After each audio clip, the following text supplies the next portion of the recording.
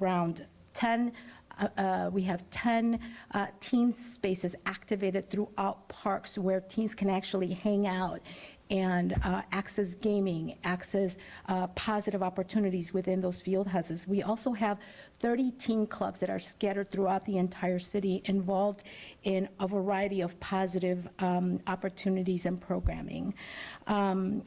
We also have a lot of partnerships. One of our closest partners is our After School Matters to provide additional opportunities in our parks, including running our special recreation programs for teens with disabilities.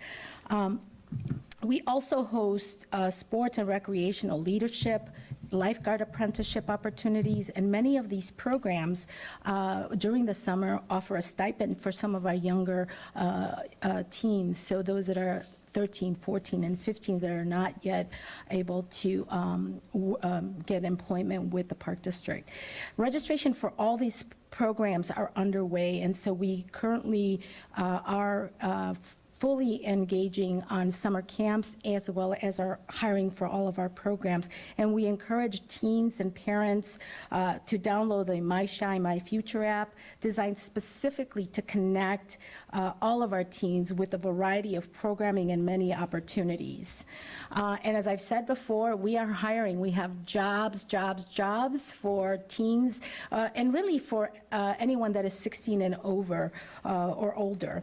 We are actively filling 2,100 summer positions, including recreational leaders, attendants, junior laborers, and lifeguards. While the Chicago Park District is perfect for that first job, we are also hiring individuals that are looking to have a future with the Park District. And many of our summer jobs actually translate to permanent jobs with the Park District, so I encourage you to apply. So 16 or older, please come. I recently announced, specifically for our lifeguards, a bonus for our lifeguards who require additional training and skills required to ensure life safety on all our beaches and pools. We introduced a $500 bonus for lifeguards, and then a $200 bonus for recreational leaders and attendants. And just as a reminder, the beaches do open this Friday, so we are ready to cover all the beaches, but certainly for the pools, which open on June 24th, we are still looking for lifeguards, so don't forget about that $500 bonus. That's on top of your minimum wage salary. Also, I just want to say that you know, when we activate parks and bring community together, it really enhances the vibrancy and the safety of those communities. And for many of our residents and our young people that really don't have amenities or places to enjoy in the neighborhood, our night out in the parks. We are celebrating our 10th year anniversary, but the night out in the parks brings 700 cultural events, including movies, concerts, and theatrical performances throughout the many neighborhoods. And this year, we're popping up in different neighborhoods to ensure that as many neighborhoods throughout the city are activated. And I will tell you, when I've gone into some of our neighborhoods, people are anxiously waiting for these positive opportunities, specifically the neighbors that, you know, often are the only places where the entire family comes out, brings out a picnic basket, brings out the entire family to enjoy. When you have a park that is fully activated like that, we see the numbers of crime actually reducing. So this is a really good thing for our neighborhoods. But we also want to make sure that our young people are more aware of all the goodness that is happening in the parks. We often hear, you know, some of the sad stories around youth, but at the parks, we have nothing but great stories to share. We have the largest swim program in the U.S., for example, and most of those are young people. We also have programs like inner city basketball, baseball, softball, that's sponsored by many of our partners, the Bulls, the Sox, the Cubs. These are all programs that are fully activated during the summer, ensuring that our young people have so much positive activity. We are also want to make sure that our parents are registering their kids for our camps. We have 14,000 kids in our camps.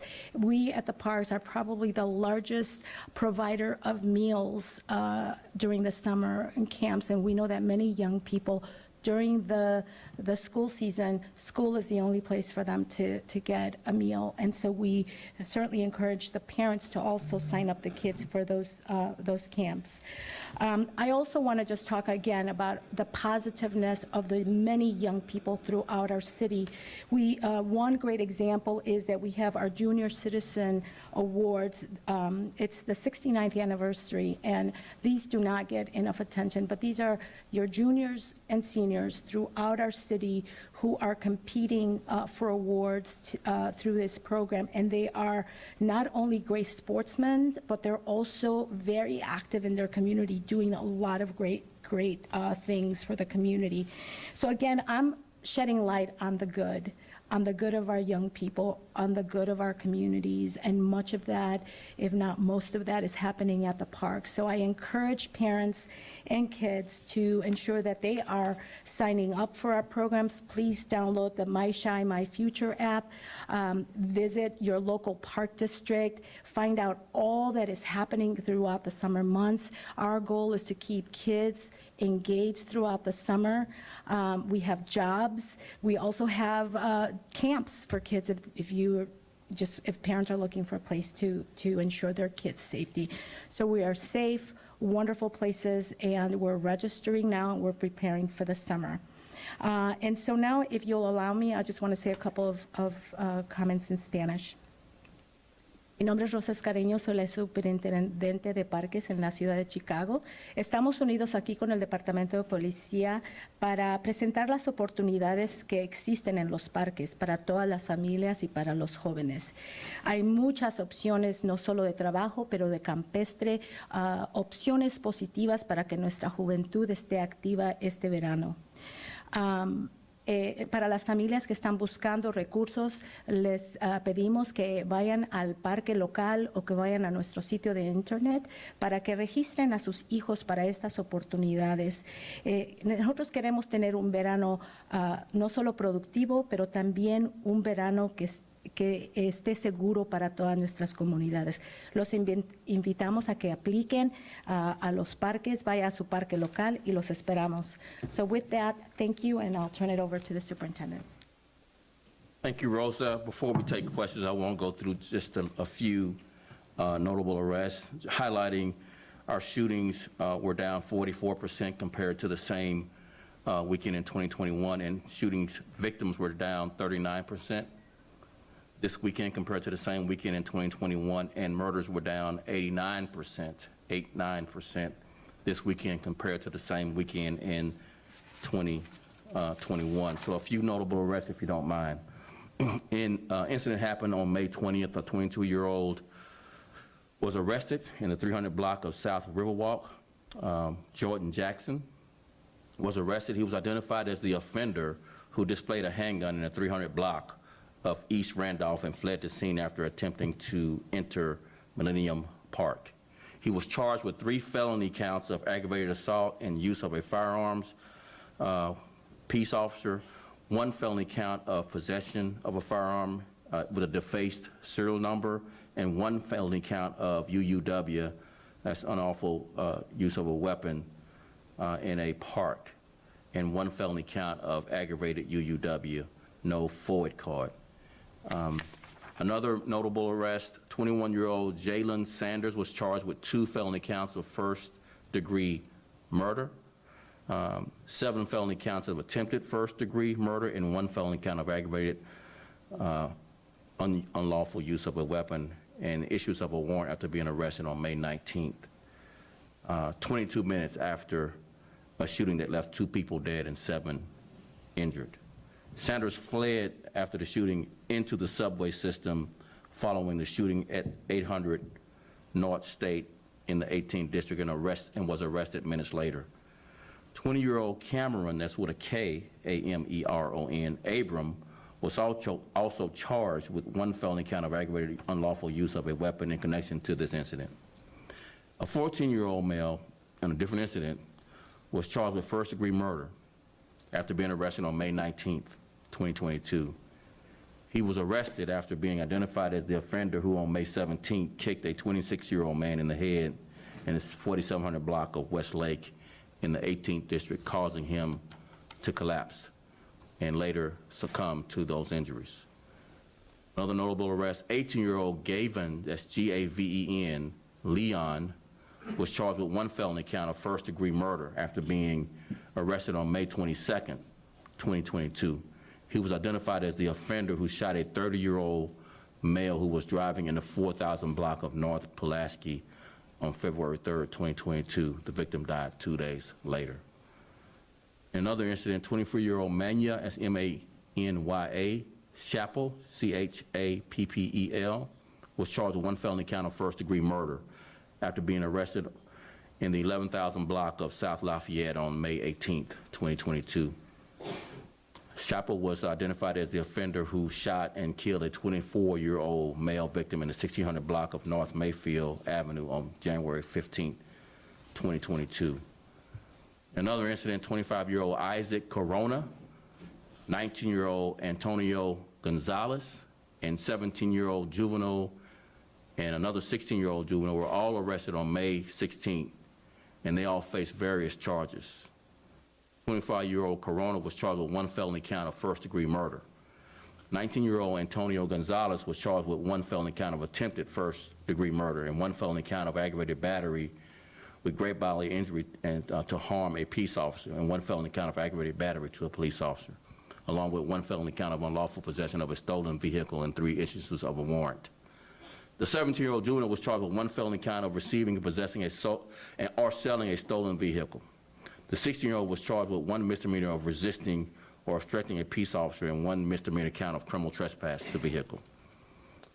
The above offenders, all 4, were arrested on May 16th after a 20-year-old male was shot in the 5100 block of South Elizabeth Street from a stolen vehicle occupied by the 4 arrestees. Corona and the 2 juvenile offenders were apprehended after the stolen vehicle crashed. Gonzalez stole a second vehicle, and 2 officers were injured while attempting to take him into custody, but he was captured. 2 other notable arrests, a 17-year-old male juvenile was charged with 2 felony counts of robbery and 1 felony count of aggravated battery against a police officer. He was charged after being arrested on May 20th, 2022 for all these multiple incidents.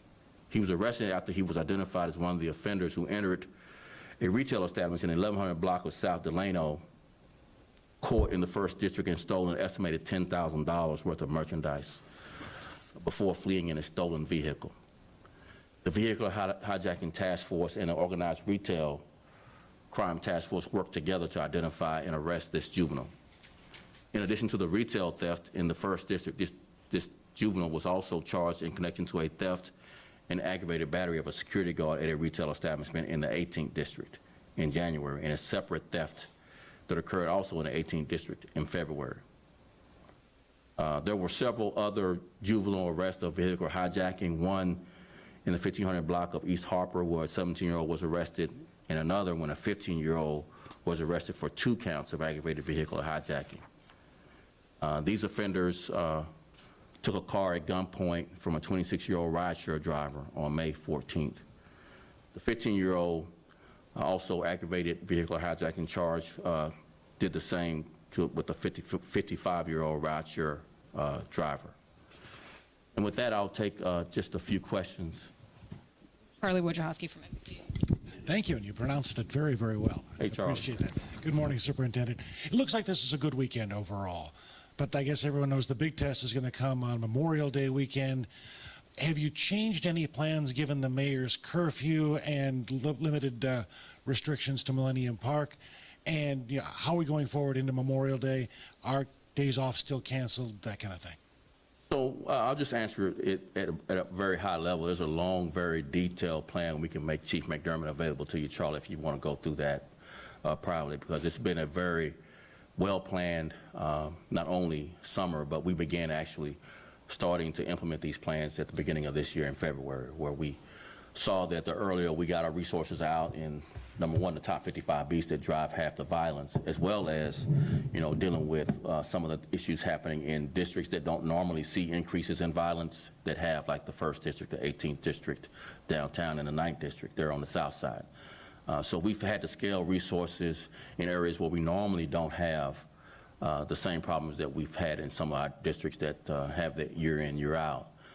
Some of the plans we do have includes canceled days off. What we've done, number one, is that we've listened to officers who show concerns about the last-minute notice because of personal scheduling with family.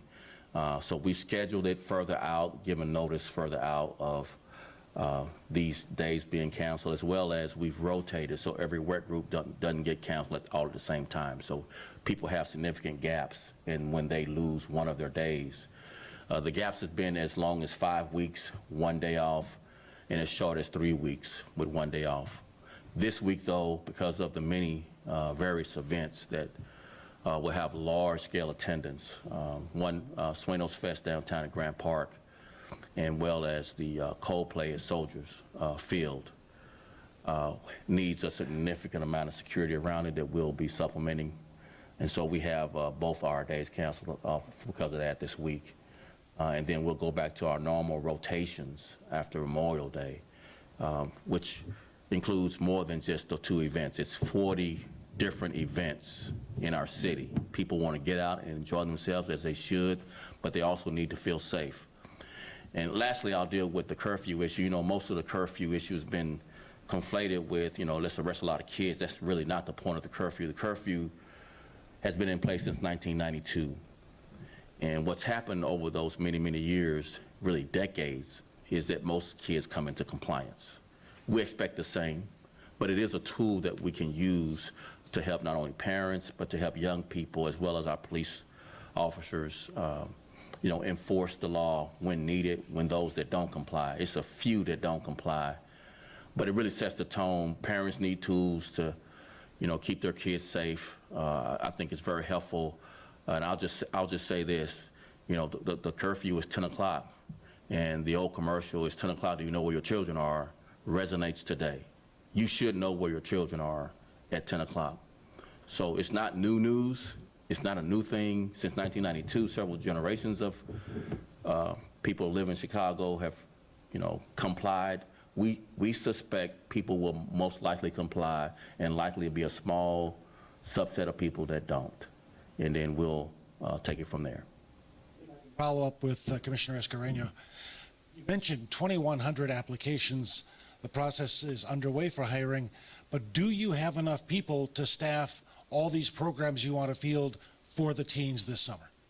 We have more than enough applications. Absolutely. The bonus is really intended to ensure that those that have already applied continue through the application process. And we are very optimistic about getting there. But we certainly are keeping, a close eye on it. And so more information we get out, and the more young people understand that there is an opportunity to make some money this summer, and in a really unique place. You're not, stuck in an office or behind closed doors. You're literally outside.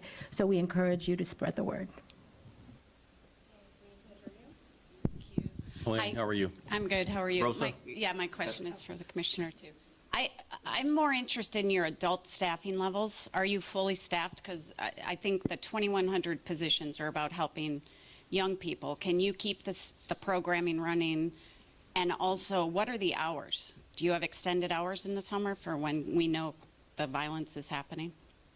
So what I can tell you is that I don't have the numbers in front of me, but just coming out of a pandemic, we're no different than any other organization. Certainly, we have some vacancies. We've been working to fill those since the beginning of the year.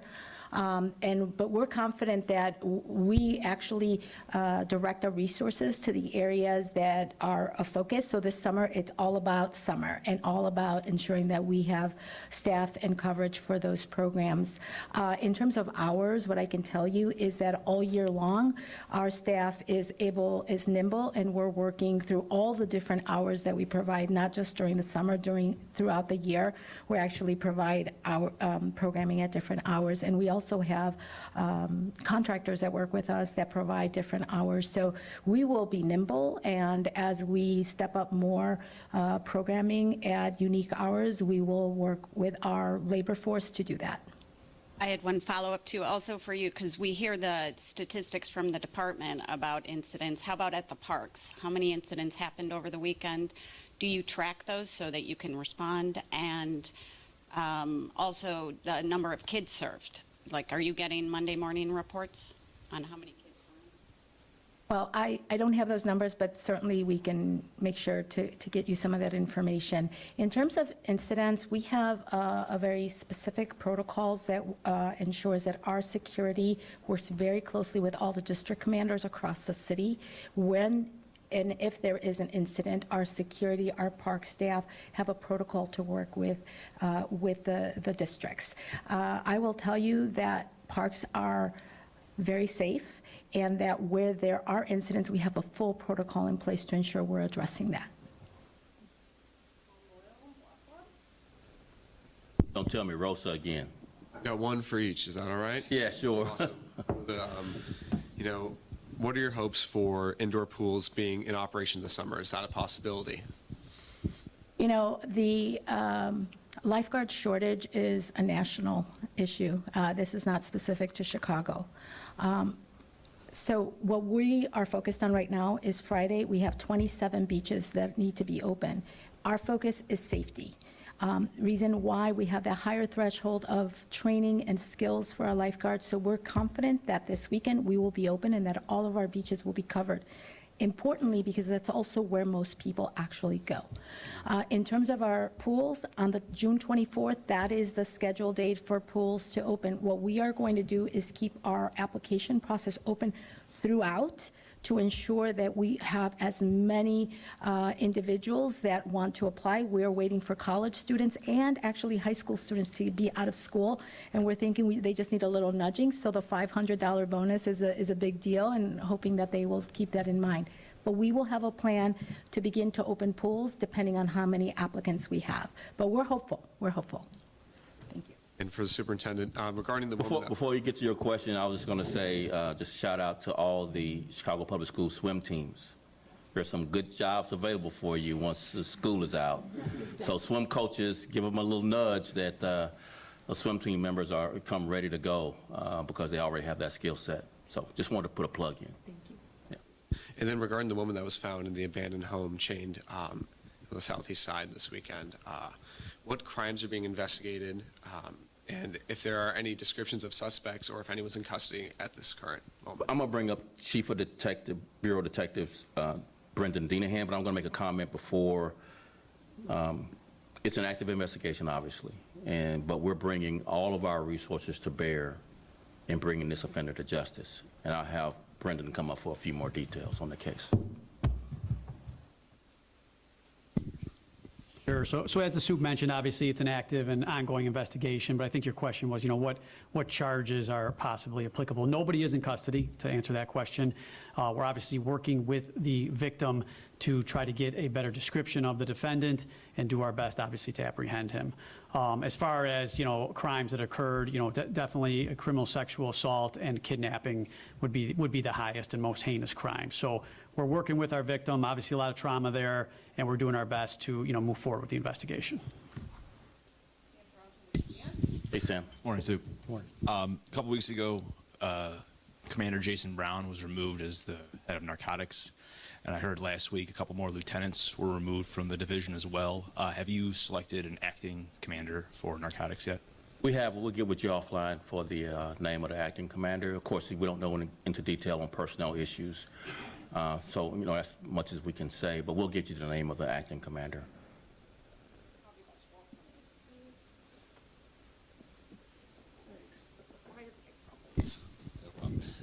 Superintendent, thanks very much.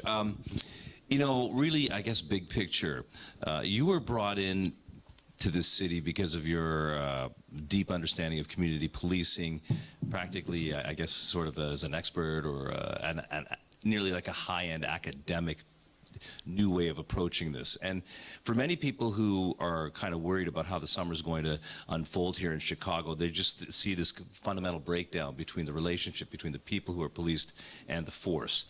Meanwhile, the force, of course, has to be the main organization that helps to literally control crowds, 40 big events coming, and many people just don't have that faith that the force as a unit can do this job, especially because there's this breakdown with the relationship with the community. Can you speak to some of those themes, how your experience is supposedly going to get us through these next few months, and why people really ought to be optimistic about this rather than pessimistic, because summer in Chicago is so great? One of the things I would just say to your question is, number one, trust is so fragile, it's so hard to earn, so easy to lose. And there's obviously a historical perspective. So it's not just today's trust, it's the trust that's told in the community from decades of mistrust. So you're not dealing with something that is going to be a flip on the switch and all of a sudden you have trust. It has to be earned. It's earned through accountability, transparency. It's earned through real activities to build trust that are intentional. I mean, we are doing some things that we've never done as a department, but there's so much work to do and so many broken relationships to build back that we're really at just the beginning stages of building trust. I will point to one data set that's a little bit of a clue, a little bit of a canary in the mine of whether or not you're building trust, and it's been our homicide clearance rates. As you know, people who give you information to solve homicides can be a clue whether or not people trust you to do something with the information.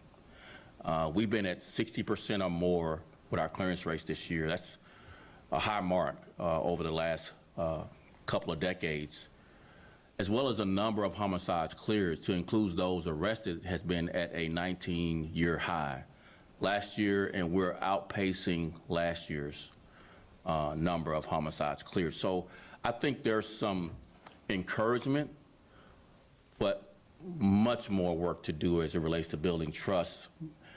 We have a consent decree that's really going to enhance our capability to build trust through helping us build a strategic plan to engage the community, not just one-off programs. So we need a very broad strategic plan. I always cut my eyes at Chief Angel Navales when we talk about this community engagement and building trust, because that's his project, that's his effort right now to help us build trust in the community through not only programming, but building this very broad strategic plan to build trust.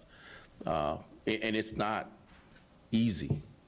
It's very difficult, particularly given what I highlighted in my answer, is that there's such a history of distrust.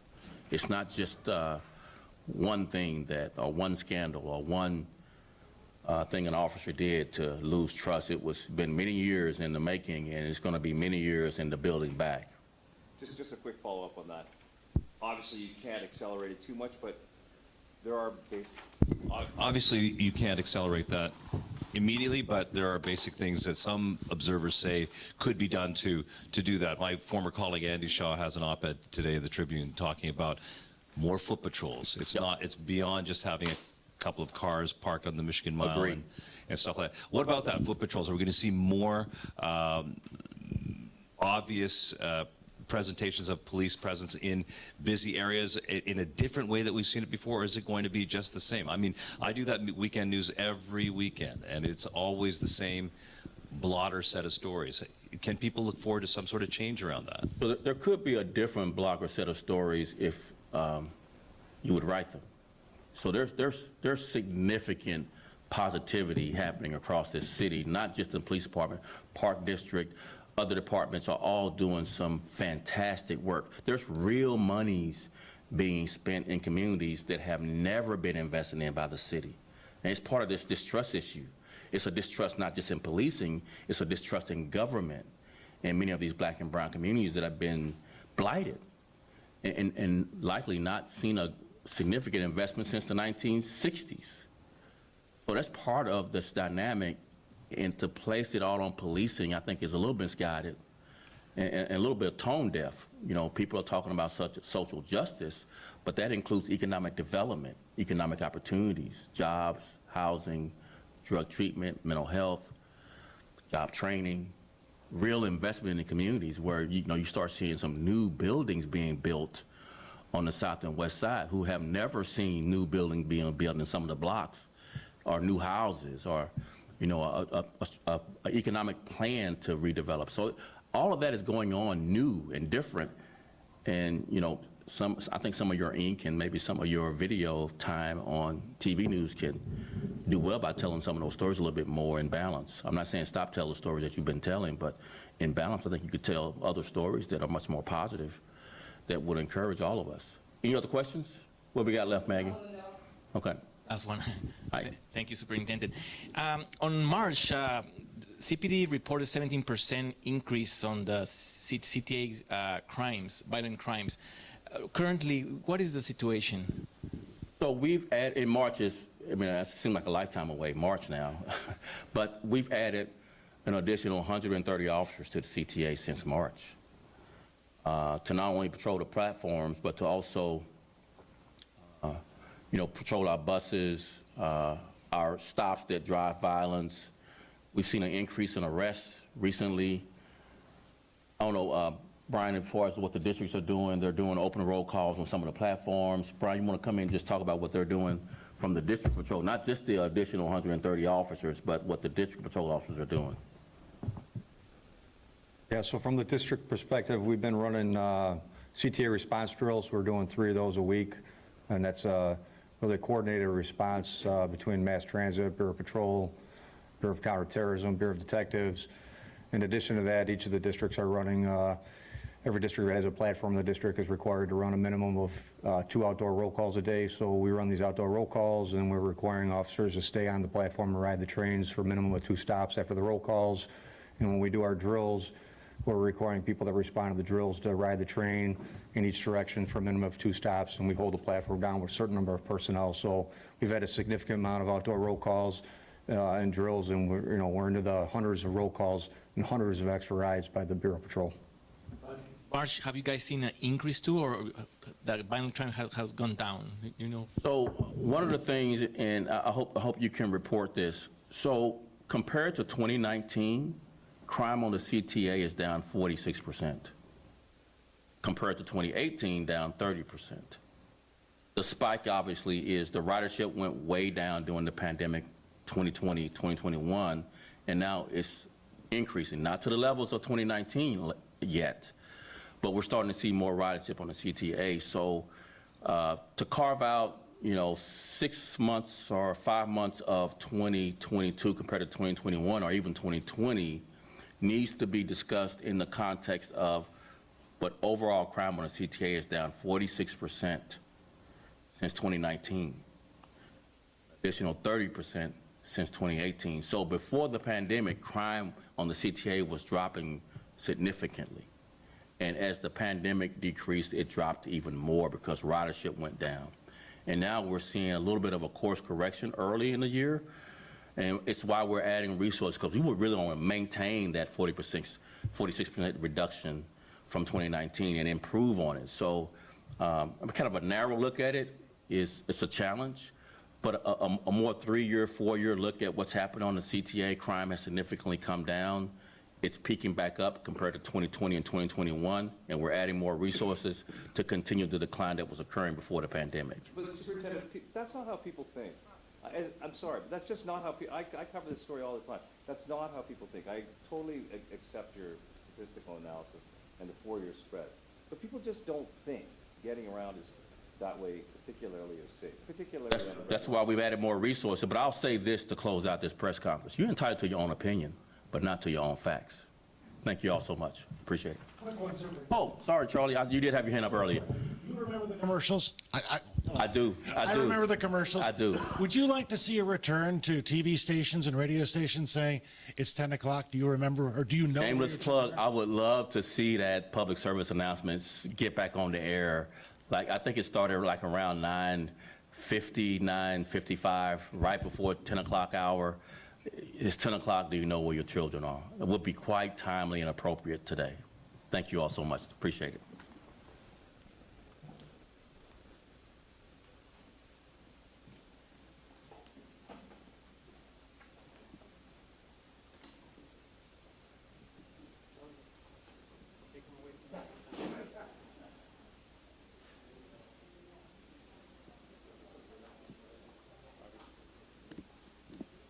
Boycott at Channel 7 begins now.